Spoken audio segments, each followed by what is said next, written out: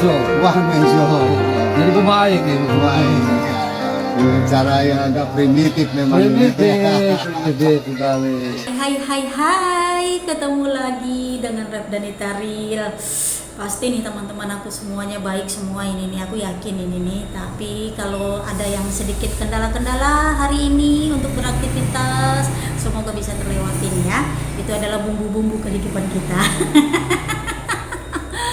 Sok-sokan ini nih Rep Danita nih, padahal bumbu-bumbu kehidupan Rep Danita lebih parah ini nih. Tapi dinikmatin aja ya. Semoga kita menjadi dewasa dengan adanya bumbu-bumbu kehidupan kita. Nah, seperti biasa untuk subscribe, maksudnya subscriber yang udah ini, yang udah like and comment, dan tentunya yang udah subscribe terima kasih banyak, dan dilancarkan usahanya dan panjang umur ya.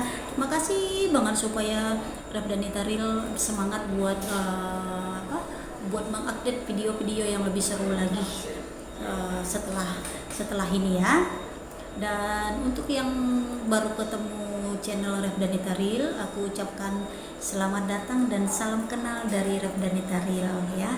Semoga betah ya, dan semoga terketuk hati dan jarinya bergerak untuk like, comment, and subscribe ya. Nah, sekarang nih ada yang up to date banget, yang terhot banget. Wah, sampai wah pedas ini ngelihatnya gitu. Ada nih seorang dari komunitas Cikarang gitu ya. Komunitasnya apa nanti kita saksikan. Melaporkan nih Bapak KDM ini, melaporkan nih Bapak kita ini, sekaligus Bapak Kades juga dilaporkan sama Bapak apa satu lagi nih. Kita saksikan saja nanti di videonya satu lagi Bapak apa. Ya, jangan kemana-mana, saksikan sampai habis, sampai tuntas, tas supaya tidak salah paham ya. Yuk, kita langsung menuju ke videonya, kita saksikan sama-sama gitu ya. Kenapa dia melaporkan Bapak Aing ini ya? Kenapa Bapak Aing dilaporkan ke KPK lagi? Artinya, wow, seriusan ini. Ya udah deh, nggak usah lama-lama. Yuk, kita ini aja. Yuk, kita nonton sama-sama, kita intip sama-sama gimana ini alur ceritanya ini. Penasaran ini. Yuk. Hari ini tanggal 1 Desember 2025 bersama tokoh Karawang, ketua kami Karawang, Bapak Elyasa Budianto. Ya. Kita kesini dalam hal apa nih? Melaporkan tentang proyek. Ya, tentang proyek yang katanya normalisasi normalisasi sungai di Karawang, Teluk Jambe, Karawang Barat. Ya, terus tetapi kaitannya terjadi keributan di lapangan. Saya amati ternyata tidak ada plang pengumuman dari proyek itu, transparansi. Ya. Untuk sebuah proyek itu harus ada dijelaskan ada plang pengumumannya. Tidak ada transparansi ya. Ya, apakah ini proyek APBD, apa BPN, Swakelola atau siapa, dan nanti tidak ada dinas terkaitnya, PU gitu loh, terus PJT, dinas irigasi PU-nya kan gitu loh. Ini bypass dari gubernur langsung ke kepala desa. Yang sebenarnya banyak perangkat-perangkat yang mengurusi itu. Harus namun dari Mulyadi ini senangnya memang show seperti itu ya. One man show. Jadi pemain ini. Pemain. Dengan cara yang agak primitif memang. Primitif sekali. Oke, gitu aja. Apa tadi? Slow man. Aduh, ini gimana ini Pak gitu kan? Gak ada apa sih tadi kata Bapak sih? Gak ada, gak jelas proyeknya apa, ini ono. Aduh, aku sebagai netizen kayaknya salah deh nanti ini mau menjelaskan apa itu nanti proyeknya gitu, walaupun aku sedikit mengetahui lah itu proyeknya apa. Tapi aku takut karena bukan ahlinya aku buat menerangkan itu tuh. Aduh Bapak, tapi secara logika aja ya Bapak ya, nggak usah secara teori deh, secara logika aja. Kan yang mau dinormalisasikan itu kan ini Pak, apa sih namanya, lahan pemerintah gitu ya. Terus yang mau ngambil itu kan pemerintah. Kok ada bahasa tidak mengerti proyeknya dan harus transparan? Ini gimana ini ceritanya ini? Kan yang ngambil kan pemerintah Pak, itu bukan yang ngambilnya kan bukannya Pak Dedi yang ngambil. Bukan untuk urusan pribadi, untuk aduh, aku mau ngomong apa ini mah, emang aku yang nggak mudeng ini atau bapak ini yang sorry banget, aduh pakai bawa primitif lagi bapak ini, aduh bapak bingung aku ini nih mau apa. Gini aja deh supaya kita nggak bingung-bingung, nih ada nih sedikit apa sih namanya, kejelasan proyek-proyek yang dijalani nama Bapak Aing sama pengacara Jabar. Yuk kita saksikan yuk. Betul, kita juga sudah analisis terkait masalah statement yang di media ya. Perlu juga dipahamin ya, Pak Gubernur juga melaksanakan program ini sudah ada MOU ya dengan Pemprov Jawa Barat, PJT, Jasa Marga, dan BBWS dan Pemprov Kabupaten Karawang. Di dalam MOU itu sudah jelas bahwa semua pelaksanaan yang namanya baik normalisasi, baik terkait masalah penataan untuk ketertiban keindahan yang ada di Karawang Barat itu dilaksanakan oleh Pemprov Provinsi, sudah jelas. Jadi apapun yang dikatakan saudara kita Pak Ilyas itu tidak ada yang namanya bahwasanya Pak Gubernur itu melakukan kewenangan secara pribadi, itu tidak jelas, tidak mendasar lah ya. Itu dulu yang perlu harus disampaikan sama kita. Kedua, terkait masalah yang adanya surat terkait masalah tidak ada sosialis itu salah benar.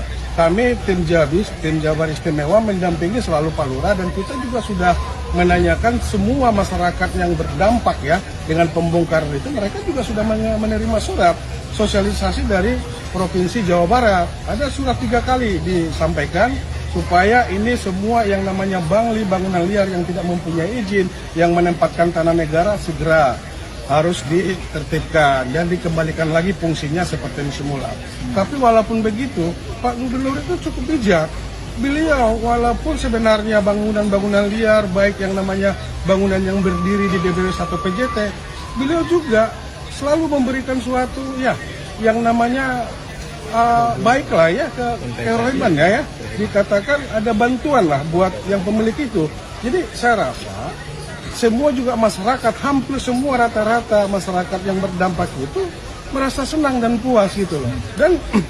Dan bukan hanya begitu saja, dari Pak Gubernur juga ada kebijakan bahwa beberapa orang yang tidak mampu juga akan disiapkan nanti lahan-lahan untuk dialokasikan ya, direlokasi gitu ya Pak Lurah ya.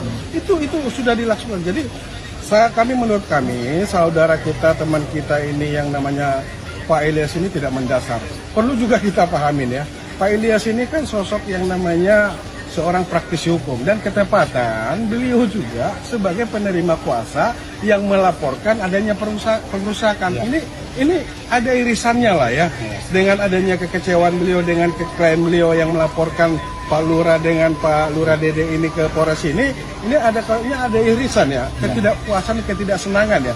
Jadi kalau kita sebagai praktisi itu jangan kita membuat suatu perasaan benci, harus ada dengki ya, tidak boleh seperti itu, harus sesuai dengan koridor lah ya, harus sesuai dengan hukum lah.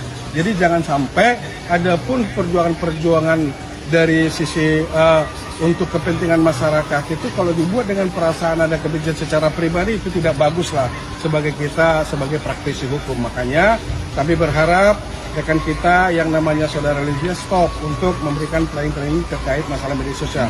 Dan betul kata rekan saya Pak Saripudin, ya kami juga tidak akan tinggal diam. Kami akan melakukan langkah hukum nanti ke depannya. Nanti seperti apa kita harus menunggu ini arahan, karena kami sudah menerima kuasa daripada Pak Lurah Junedi dan Pak Lurah Dede ya. 8 advokat. Kita sudah membentuk 8 pengacara. Kita sudah berkolaborasi dengan pengacara dari Jawa Barat, Provinsi Jawa Barat. Itu mungkin tambahan dari saya ya. Nah, dendam pribadi ceritanya. Begitu Pak. Ini menurut cerita, ini menurut alur cerita ini. Apa begitu kali ya, dendam pribadi? Aduh.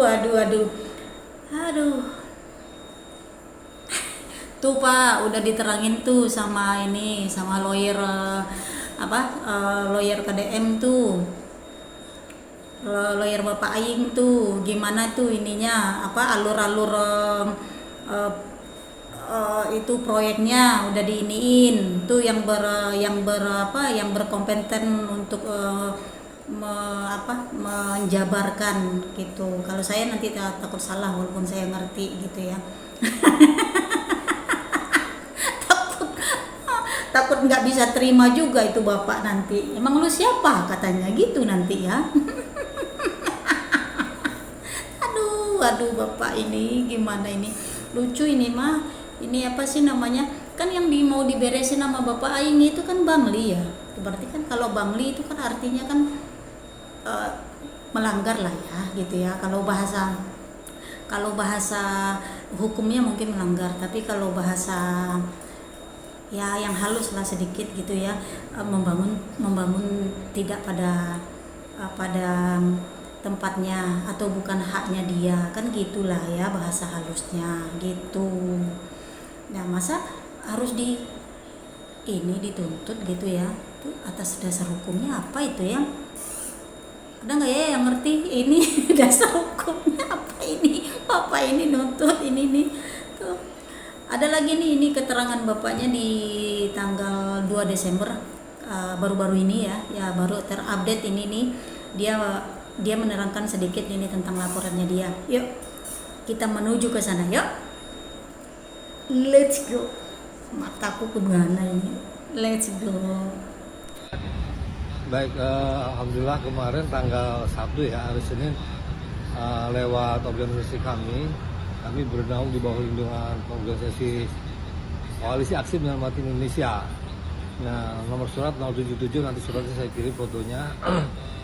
Nah itu kami melaporkan sebuah serangkaian tindak pidana korupsi yang dilakukan oleh Bupati beserta 2 stafnya, Kades Wadas, Kades Sukamakmur, Junaidi dan Dede. Dalam persoalan ini yang dikatakan terjadinya normalisasi irigasi itu kan tidak jelas.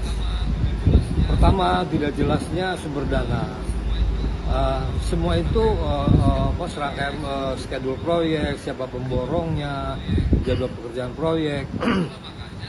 Itulah makanya untuk sebuah pekerjaan proyek, loh kita menangkapnya ini Gubernur Jawa Barat, kepala pemerintahan daerah provinsi, berarti mungkin apakah APBD atau APBN, lalu ada dong proyek itu pelang pengumumannya, ini tidak ada. Jadi semua itu menjadi, kami mengatakan macam ilegal gitu loh proyek itu kan gitu ya. Di samping itu sesungguhnya itu juga pekerjaannya, kalaulah itu tersier, primer, sekunder, irigasi itu, maka itu bawahan urusan PJT 2, BUMN lah ya.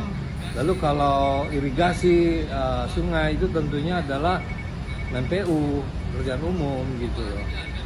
Apakah tidak ada dinas itu?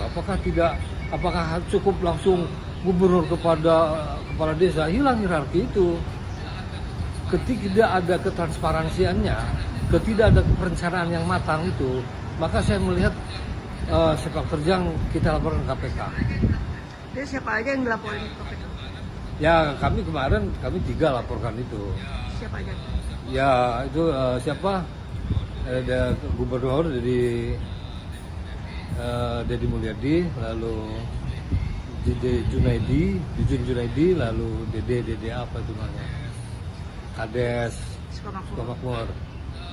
Nah kaitannya itu jauh hari sebelumnya, sekitar 3 minggu yang lalu, pas 1 bulan lah, begitu santernya ofensif langkah beliau lakukan di lapangan, saya bilang kepada wartawan si Irfan itu dalam Metro, udah kalau kayak gitu debat terbuka saja biar publik tahu.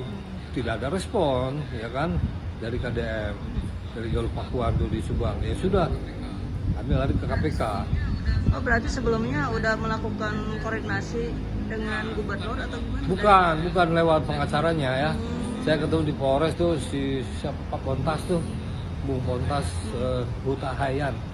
Lalu Pak Sapru Saripudin siapa? Nah, jadi di sana ngobrol panjang lebar. Dalam konteksnya waktu itu saya sebagai kuasa hukum keluarga Data bin Adon. Nah, nyambungnya ke persoalan tanah warga, tanah pemilik masyarakat warga Data bin Adon dirusaknya. Itu yang kami juga keluarga marah itu karena sebelumnya kan tersier, sungai kecil langsung dibuka menjadi lebar di tanah dia gitu loh. Dimana normalisasinya itu gitu loh maksudnya. Kalau kan saya bilang kok seperti tidak normal gitu kan. Infonya bakal dilapor balik itu dari sikap akademisi. Oh iya, saya dengar tim kuasa hukumnya Deddy Mulyadi KDM akan melaporkan saya katanya. Lapor polisi, oh silahkan. Kalau kayak begitu kita melaporkan, belum juga terbukti laporan kita kan gitu lah. Oke, Siap. makasih ya. Aduh, si bapak ini apa sih namanya? Nyebut namanya jelas loh. Ada 3, nggak pakai inisial. Hebat bapak. Nggak pakai inisial, tapi di media sosial ini dia ngomongnya, aduh jelas banget itu namanya. Aku mau ketawa gitu ya. Tapi ngomong-ngomong ya, dengan yang pembicaraan bapak tadi, ada sih sedikit yang teringat di kepala aku ini selama aku mengikuti perjalanan bapak Aing untuk normalisasi PJT. Kan biasanya kan bapak Aing itu bertindak biasanya kan berdasarkan data yang ada di BPJS ya, seberapa besarnya yang dulu gitu kan. Nah terus dia yang diambil kan cuma hanya yang itu aja gitu. Tapi ya entahlah gimana lah pemikiran bapak ini, kita lihat aja nanti gimana hasil laporan bapak ini, apa naik ke tingkat. Ayo kita update terus nih tentang laporan bapak ini nih untuk bapak KDM ini nih. Menurut aku sedikit menggelikan, tapi ya sudahlah gitu kan, kita ikutin aja gitu update-nya, kita kawal deh kalau gitu deh. Sampai di mana ini bapaknya ininya apa sih namanya laporannya gitu ya. Aduh. Ya udah cukup sampai di sini aja kali ya buat teman-teman Revdanita yang udah nemenin aku melihat semua video tentang bapak ini. Aku juga nggak mau nyebutin namanya. Bapak yang ada dalam video ini yang sudah melaporkan bapak KDM dan 2 nama lagi, total jadi 3. Bapak Kades juga dilaporin tuh sama bapak ini. Aduh, terima kasih banget ya, dan tak lupa yang udah subscribe, yang udah like dan komen juga, terima kasih banyak. Semoga dipanjangkan umurnya, dilancarkan rezekinya ya. Yang baru ketemu channel Revdanita Real, selamat datang dan salam kenal dari Revdanita Real gitu. Jika ada kata-kata salah nih ya, maafin ya. Kadang-kadang ngelihat video lucu-lucu, kadang-kadang spontan nih keluarnya nih gitu. Maafin ya. Harap maklum karena jiwa netizennya juga masih memberontak ini nih, walaupun umurnya udah tua. Darah mudanya masih berkibar ini nih. Ya selebihnya thank you for watching and bye bye. Ketemu lagi dengan video-video lainnya dengan Revdanita Real ya.